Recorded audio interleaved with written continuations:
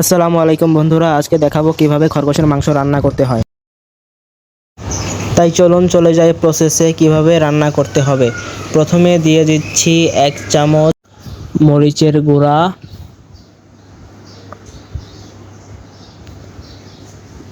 একটু কম হয়ে গেছে, আরেকটু দিয়ে নিই। তারপর দিয়ে দিচ্ছি হলুদের গুঁড়া, যেহেতু আমার মাংস কম তার পরিমাণ মতো দিচ্ছি। তারপর দিয়ে দিচ্ছি লবণ পরিমাণ মতো, আপনাদের যদি মাংস বেশি হয় তখন সেই অনুযায়ী দিবেন।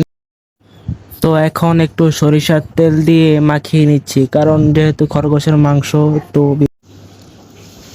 এরপর দিয়ে দিব একটু আদা বাটা পরিমাণ মতো, তারপর দিয়ে দিব রসুন বাটা। মাংসগুলো একসাথে মিক্স করে তারপর 10 মিনিট মিনিমাম রেখে দিবেন।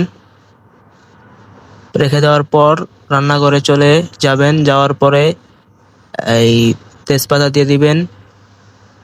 তারপর ওগুলো একটু নেড়ে চেড়ে নেবেন। তেলটা গরম হওয়া পর্যন্ত অপেক্ষা করতে হবে। তেলটা গরম হওয়ার পর দিয়ে দিব এখানে পেঁয়াজের কুচি।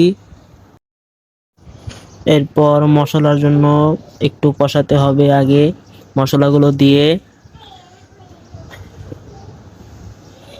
রসুন বাটা দিয়ে দিলাম, মরিচের গুঁড়ো দিচ্ছি, তারপর দিয়ে দিচ্ছি একটু হলুদের গুঁড়ো, আর যতটুকু আপনারা আর কি প্রয়োজন বোধ করেন, যেগুলো দিতে মনে হয় সেগুলো দিয়ে দিবেন। তারপর দিয়ে দিবেন লবণ, একটু জিরার গুঁড়ো। তারপরে মাংসগুলো দিয়ে দিচ্ছি। আগে মাংসগুলো ভালোভাবে ভাজির মতো করে কষাতে হবে, তাহলে ফ্লেভারটা আরো সুন্দর হবে, দেখতেও ভালো লাগবে। এখন পর্যাপ্ত বাদামি কালার হয়ে গেছে, এখন দিয়ে দিচ্ছি পানি। আপনারা ঠিক মতো করে নেবেন। এরপর ঠিক মতো নড়াচড়া করে ঢাকনাটা দিয়ে দিব।